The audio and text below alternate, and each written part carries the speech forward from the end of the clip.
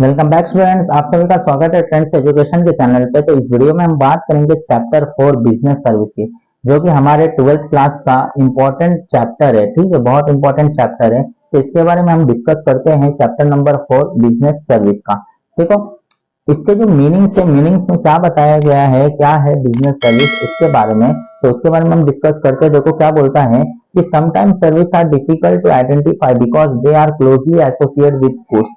No transfer or possession or ownership taken place when service are sold, and they cannot be stored or transport. Service are instantly perishable and they come in existence at a time they are bought and consumed. तो क्या बोलता है meaning में कि service क्या होता है कि सर्विसेज जो है बहुत ही ज्यादा एसोसिएट होता है गुड्स के साथ। क्यों?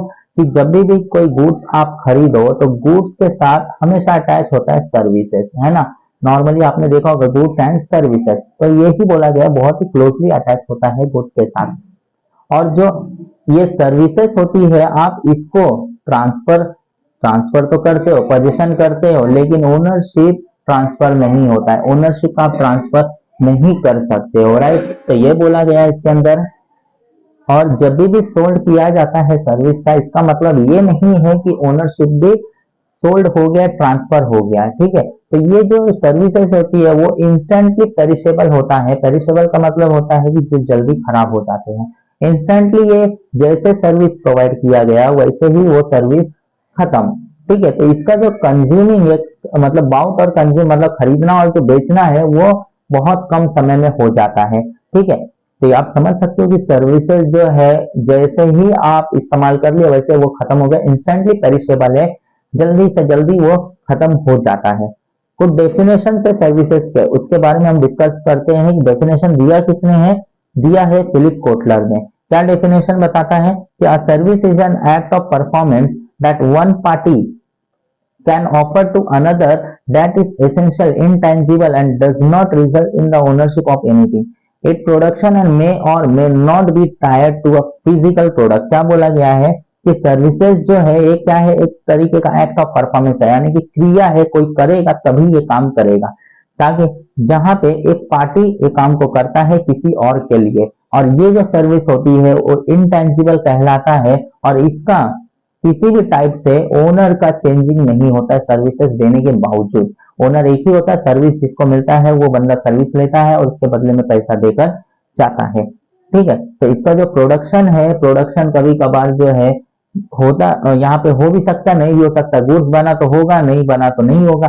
वही बोला है कि प्रोडक्शन में और may not be tied physical product, यानी कि प्रोडक्ट के साथ वो शामिल हो भी सकता है और नहीं भी हो सकता। गुड्स होगा तो सर्विस भी मिलेगी, अगर गुड्स नहीं होगा सिर्फ सर्विस होगी तो गुड्स जरूरी नहीं कि होगा। ठीक है, तो यही बोला गया है। आगे देखते हैं मार्केटिंग, अमेरिकन मार्केटिंग एसोसिएशन, इसने क्या बोला है। एक्टिविटी बेनिफिट और satisfaction which are offer for sale और provide in connection with the goods of sale. Simple सा बोला है अमेरिकन मार्केटिंग एसोसिएशन ने कि एक्टिविटी जो है ये कहीं ना कहीं सर्विस के जो एक्टिविटी होता है कहीं ना कहीं बेनिफिट देता है, और समवन पार्टी को जो है सेटिस्फाइड करता है। वो सारे सेल से जो भी सर्विसेज के सेल किए जा रहे हैं उसके लिए, ताकि जो भी इस सेल्स ऑफ गुड्स से ज्वाइंट है या फिर नॉर्मल सेल सर्विसेज के सेल से ज्वाइंट है उसको बेनिफिट मिल सके। ठीक है, कुछ है फीचर्स ऑफ सर्विसेज के बारे में कि क्या दिया गया फीचर। देखो इसमें जो पॉइंट दिया गया पहला इंटेंजिबल। इंटेंजिबल का मतलब कि जनरली जो सर्विसेज होती है वो इंटेंजिबल होता है, जो भी कभी कभार फिजिकल प्रोडक्ट के साथ होता भी है और नहीं भी होता, और सर्विस हमेशा इंटेंजिबल होता है, चाहे बायर हो या रिसीवर हो।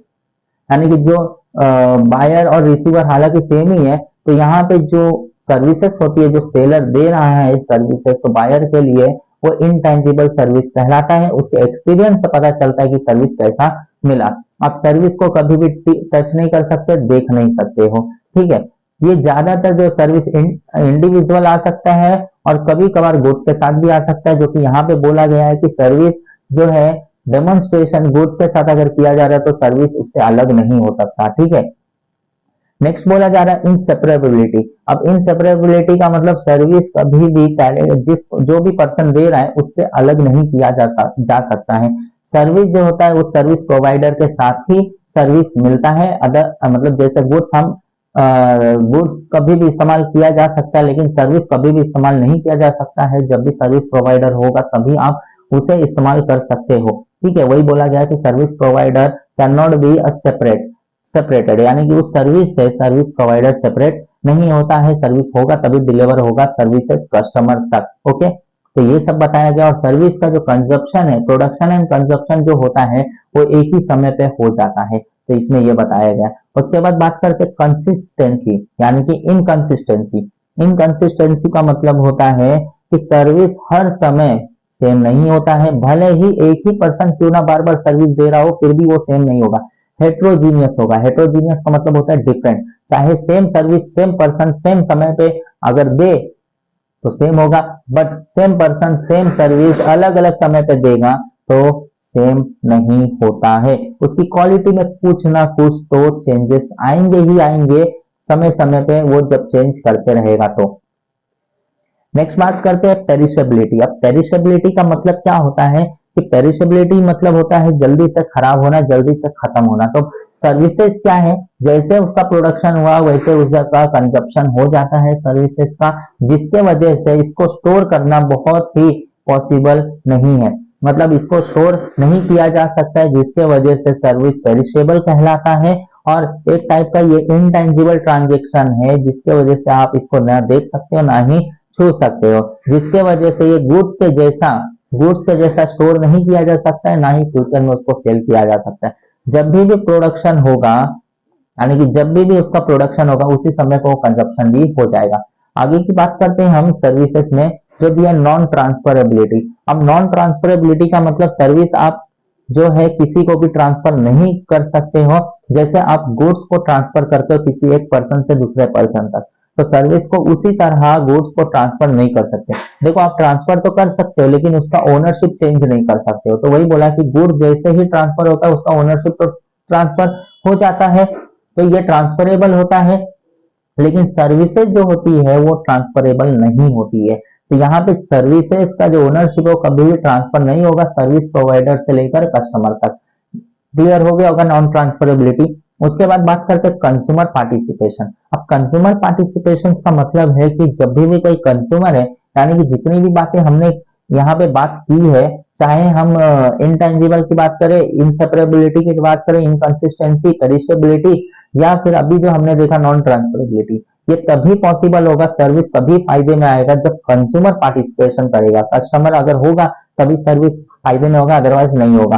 तो वही बोला गया यहाँ पे कि participation of consumer is equal importance, यानी कि इसके बिना कंज्यूमर पार्टिसिपेशन के बिना service is unable to offer anything to anyone. ठीक है, service can not be offered. Clear. तो ये बातें आप समझ गए होंगे। सर्विस को सेल करने के लिए कस्टमर का रहना बहुत ही जरूरी है, और वाइस वर्सा, यानी कि जैसे सर्विस प्रोवाइडर होगा तो कस्टमर होना चाहिए, वैसे ही कस्टमर होगा तो सर्विस प्रोवाइडर भी तो होना चाहिए। That is known as. तो जब भी सर्विस को देना है तो कस्टमर पार्टिसिपेट मस्ट इंपॉर्टेंट। तो ये बातें आपको समझ में आ गई होगी कि सर्विस के जो फीचर्स है वो क्या बताते हैं हमें। अगला बात करते हैं बिजनेस सर्विस की। अब इसके अंदर कई सारे ऐसे पॉइंट्स आएंगे जो कि हम देखेंगे टाइप्स ऑफ बिजनेस के अंदर। तो देखो बिजनेस सर्विस का जो मीनिंग दिया गया वो क्या बताया गया कि business can not B operate in isolated manner. Isolated मतलब कभी भी अकेले या खुद से कभी ऑपरेट नहीं होता है। देखो it requires some activity which facilitate business to grow rapidly. Business service are through services which help business to grow and help business in function seamlessly। तो क्या बोला गया कि बिजनेस आइसोलेटेड में कभी काम नहीं करता, यानी कि खुद ही खरीदो खुद ही बेचो, ये आइसोलेटेड में हो जाता है।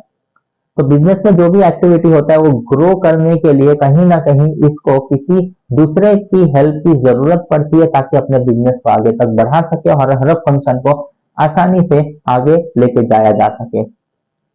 अगला बात करते हैं, देखो इसके अंदर जो दिया गया टाइप्स ऑफ सर्विसेज के, बिजनेस सर्विसेज के, तो इसके अंदर मोस्ट इंपॉर्टेंट 5 टाइप्स है, 1 2 3 4 एंड 5, 5 है। ये पॉइंट अगर आपका खत्म हुआ इसका मतलब सर्विस सेक्शन आपका खत्म। तो इसे ही हमें पढ़ना है ये चैप्टर के अंदर। तो बिजनेस सर्विस में पहला बैंकिंग, दूसरा कम्युनिकेटिंग, तीसरा transport, insurance, then after warehousing आएगा। तो ये सारे इंपॉर्टेंट पॉइंट्स है इसके अंदर जो कि आपको पढ़ना है। और एग्जाम में इसके ऊपर क्वेश्चंस बनते ही बनते हैं, तो आप लोग समझना।